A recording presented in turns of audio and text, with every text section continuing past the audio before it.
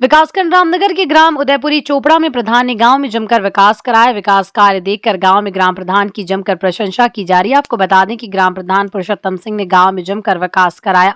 ग्राम प्रधान पुरुषोत्तम सिंह ने ग्रामीणों को कच्चे रास्तों से निजात दिलाकर पक्के रास्ते दिए। इसके अलावा गांव कच्चे नालों की गंदगी से ग्रामीण परेशान रहते थे, जिसको ग्राम प्रधान ने गंभीरता से लिया और ग्रामीणों को गंदगी से निजात दिलाई। इसके अलावा ग्राम प्रधान पुरुषोत्तम सिंह ने गांव में साफ सफाई एवं विशेष ध्यान दिया और 4.5 वर्ष में ये वो कर दिखाया जो संभव नहीं था। ग्राम प्रधान ने बताया कि उन्होंने गांव में सरकार द्वारा चलाई जा रही महत्वाकांक्षी योजनाओं को पहुंचाने में पूरी मेहनत की है, ताकि ग्रामीणों को योजनाओं का पूरा लाभ मिल सके। गाँव के विकास कार्यों को लेकर ग्राम प्रधान ने हमारे संवाददाता गौरी कश्यप से क्या कहा, देखें ये खास रिपोर्ट। नमस्कार, मैं हूँ गौरी कश्यप, आप देख रहे हैं खबर का असर। आज हमारे साथ हैं ग्राम प्रधान जी। आज हम बात करेंगे कि उन्होंने कितना कार्यकाल में इस समय विकास करा है। तो सर नमस्कार। नमस्कार सर, आपका नाम? मेरा नाम पुरुषोत्तम सिंह। अच्छा। ग्राम प्रधान ग्राम पंचायत उदयपुरी चोपड़ा, विकासखंड रामनगर, जिला नैनीताल, उत्तराखंड से हूँ जी। तो सर, आपने लगभग कितना समय इस कार्यकाल में बिता दिया है? अभी मैडम हमारे कार्यकाल को लगभग 4.5 वर्ष का समय हो चुका है जी। और ये समझिए कार्यकाल समाप्ति की ओर है। अच्छा। अगर देखा जाए तो इन 4.5 वर्षों में हमारे द्वारा जो कराए गए कार्य हैं जी, बहुत सी ऐसी कच्चे रास्ते थे जी, जिनको हमारे द्वारा ग्राम पंचायत निधि से या अन्य मदों के माध्यम से सीसी मार्ग बनवाया गया, उन कच्चे मार्गों को पक्का मार्ग करवाया गया, पुलिया निर्माण कराए गए, निकासी नालियों का निर्माण कराया गया। वैसे तो उत्तराखंड ऊर्जा प्रदेश के नाम से जाना जाता है, लाइट की कोई समस्या नहीं है, लेकिन फिर भी जहाँ पर अंधकार वाला हिस्सा था हमारी पंचायत में, वहाँ पर हमने सोलर लाइट लगाने का कार्य किया। विभिन्न स्थानों पर, सार्वजनिक स्थानों पर, चौराहों पर, तिराहों पर सोलर लाइट स्थापित कराई गई है और सीनियर सिटीजन के लिए, राहगीर के लिए सार्वजनिक स्थानों पर हमने कुर्सी बेंच बैठने के लिए वो स्थापना कराई गई है, जिससे राहगीर राह चलता आराम कर सकता है।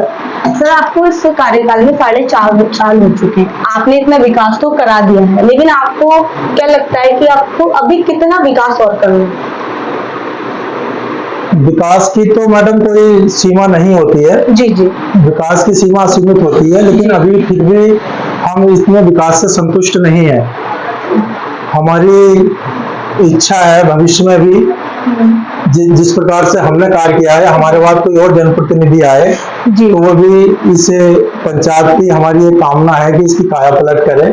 जैसे पिछले कई दशकों से इस ग्राम पंचायत को अनदेखी की गई थी, जो हम कल्पना कर सकते थे, सोच सकते थे, उसके मुताबिक उतना विकास कार्य नहीं हो पाया था, लेकिन फिर भी हमने अपने इन 4.5 वर्षों के कार्यकाल में काफी हद तक अपना विकास कार्य, अपनी पंचायत को चमकाने का कार्य किया है। जी। तो सर, अभी हम गांव में आपके घूम के आ रहे हैं, हमने कहीं कहीं जल भराव देखा है गड्ढे में, तो इसका क्या कारण है? हमारी जो ग्राम पंचायत है इसमें लगभग 20-22 आवासीय कॉलोनियां हैं। उसमें क्या है, ये प्रॉपर्टी ऋण कॉलोनी तो काट देते हैं, जो उनसे वादा करते हैं सुविधाएं प्रदान करने की, और सुविधाएं प्रदान नहीं कर पाते। अभी कुछ सड़कें जो इन लोगों ने अपने खर्चे से पक्की करनी है, वो सड़कें कच्ची हैं। अब बरसात पड़ने पर कच्ची सड़क होने के कारण जल भराव हो जाता है, गड्ढे हो जाते हैं, तो इसलिए वो समस्या आ रही है। लेकिन फिर भी ये अपने स्तर से लगे हुए हैं, लेकिन हम भी जो पुरानी कॉलोनियां हैं, हम हमारे माननीय विधायक जी हैं या श्रीमान दीवान सिंह बुश जी, उनके सौजन्य से, उनके प्रयास से पीडब्ल्यूडी का बजट लेकर आते हैं, तो डामरीकरण का कार्य भी हम 1-1, 2-2, 3-3 किलोमीटर कराते हैं अपनी पंचायत में।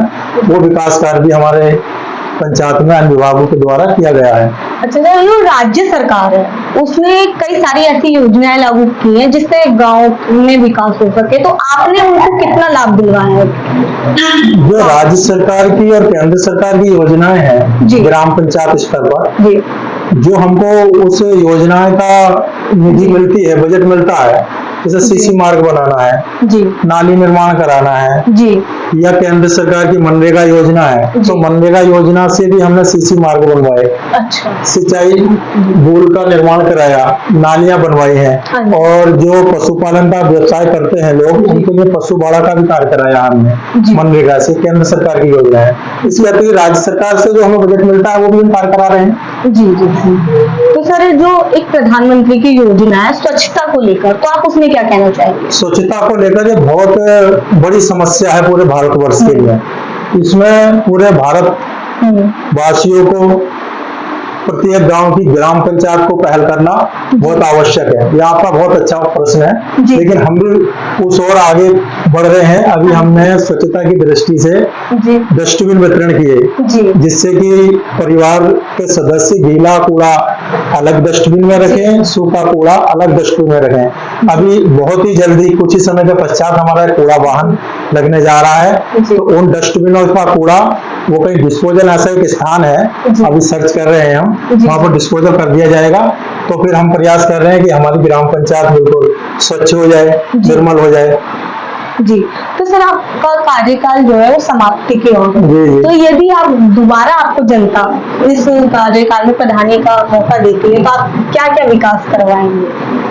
अभी भविष्य तो मैडम कोई कुछ कह नहीं जा सकता कि भाई अगले जो ग्राम पंचायत की पंचवर्षीय योजना आने वाली है, उसमें सीट का समीकरण भी देखा जाता है जी, आरक्षित है क्या है। अगर कुछ ऐसी स्थिति बनती है जी, तो उसमें हम प्रयास करेंगे, जो हमारी अभी अधूरे कार्य हैं उनको पूर्ण करने का प्रयास करेंगे। जी जी सर, इसके अतिरिक्त आपने और क्या क्या कार्य किया है? इन कार्यों के अतिरिक्त जी हमने व्यक्तिगत शौचालयों का निर्माण कराया है। हाँ जी, जिसकी धनराशि सोजल विभाग से प्राप्त हुई है। हाँ जी, 12,000 रुपया हमने संबंधित लाभार्थी को उनके बैंक अकाउंट में हस्तांतरित कराया है जी। और राहगीरों के लिए सार्वजनिक स्थान पर हमने वाटर कूलर स्थापित किए हैं। जैसे आजकल गर्मी का मौसम है, हाँ ग्रीष्म ऋतु है, तो राहगीर को बहुत राहत मिलती है, शीतल पेयजल ग्रहण करता है जी। उसके अतिरिक्त जैसे सिंचाई विभाग है, PWD विभाग है और अन्य विभाग हैं, तो उनके विभाग लेवल के जो कार्य हैं हम अपने ग्राम पंचायत स्तर पर प्रस्ताव बनाकर संबंधित विभाग तक पहुंचाते हैं। हाँ जी, उन विभागों से भी हम कार्य कराते हैं। अच्छा, ये भी हमने बहुत सारे कार्य कराए। तो सरकार जो सर आप ये कार्य करवा रहे हैं, आपको सरकार ने कोई इसका लाभ दिया है? मतलब सरकार की तरफ से आपको कोई ऐसा फंड आया है कि आप इसका कार्य करवाएं या आप अपनी तरफ से करें? नहीं, वो कार्यदायी संस्था संबंधित विभाग ही रहता है जी जी। हम लोगों का एक प्रयास रहता है जी, जैसे जनप्रतिनिधि जो है ना कि एक नेता है, जनप्रतिनिधि है। हाँ, सही मायने में माना जाए तो वो एक जनसेवक के रूप में होता है।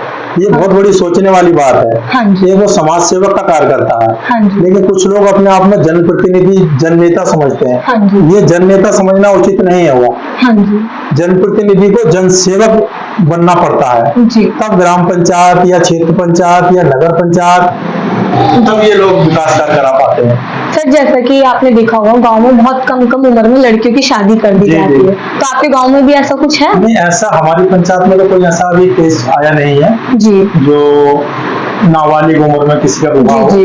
अगर ऐसा भविष्य में कोई ऐसा प्रकरण आएगा जी, तो वो गैर कानूनी है जी। हाँ, उस पर एक्शन लिया जाएगा। तो सर आप उसमें क्या क्या एक्शन लेंगे? इसके लिए मैडम संविधान में धाराओं का प्रावधान है जी जी, जो धारा उसके अपराध के अनुकूल होगी जी जी, उस धारा के अनुकूल उसको दंडित किया जाएगा जी। हाँ, सर जैसे आपने देखा होगा गांव में आवारा पशुओं की सबसे ज्यादा समस्या होती है, तो आपने उसको लेकर क्या किया? हमारे ग्राम पंचायत उदयपुरी चोपड़ा में तो ऐसा नहीं है। जो पंचायत वन भूमि से सटीक लगी हुई है, हाँ जी, वहाँ पर ये ज्यादा मामले ऐसे देखने को आ रहे हैं जी। लेकिन हमारी पंचायत अभी थोड़ी राहत में है जी। हाँ, क्योंकि अभी वन भूमि हमारी पंचायत से लगभग 6-7 किलोमीटर दूर है। अच्छा। तो इसमें ये हमारी पंचायत में समस्या नहीं आ रही। एक मिनट ऐसा आ जाता है हाँ जी, माना कोई दुधारू जानवर है हाँ, और उसने दूध देना बंद कर दिया है। हाँ, तो कुछ लोगों की ऐसी है जो मानसिकता बन चुकी है जी, वो उसका पालन पोषण नहीं कर पाते, हाँ, आवारा छोड़ देते हैं। हाँ, तो ऐसा कोई केसेज हमको देखने मिलता है, ये हमारे सामने आता है। हाँ, तो यहाँ पर नजदीक में रामनगर शहर है, हाँ, वहाँ गौशाला है। अच्छा, तो हम लोग उन लोगों से संपर्क करके वहाँ पर भेजने का कार्य करते हैं। अच्छा सर, ये आपका बहुत अच्छा कार्य है और मैं आपकी सबसे पहले तो आपसे शुक्रिया करना चाहूंगी कि आपने गांव के विकास के बारे में इतना सब सोचा है। नहीं तो आजकल तो आपको पता है प्रधान के ऊपर से पैसा आता है वो सब लोग खा जाता है। तो thank you so much sir. वैसे आप जो अभी कह रहे थे ना, वैसे हर जगह कुछ ना कुछ चल रहा है। जी जी। हाँ, पॉजिटिविटी भी है, निगेटिविटी भी है। हाँ जी। लेकिन आज तक का जो मार्ग चल रहा है हिंदुस्तान में, हाँ जी। केंद्र सरकार जो है पारदर्शिता चाहती है। जी जो डिजिटलाइजेशन है, जी। तो उसके तहत सारा कार्य होता है। हाँ जी। तो ये डुप्लीकेसी, करप्शन की बहुत कम गुंजाइश रह गई है। जी जी। लेकिन ये भी करप्शन, भ्रष्टाचार कहना तो उचित नहीं होगा, लेकिन कुछ लोग कर लेते हैं, लेकिन उसकी गुंजाइश मैडम डिजिटलाइजेशन के टाइम जमाने में बहुत कम है। जी जी जी। करेंगे। जी जी। Thank you so much sir. देखिए, ये थे हमारे ग्राम पंचायत प्रधान जी, जिन्होंने इतना विकास अपने गांव में कराया है। तो धन्यवाद।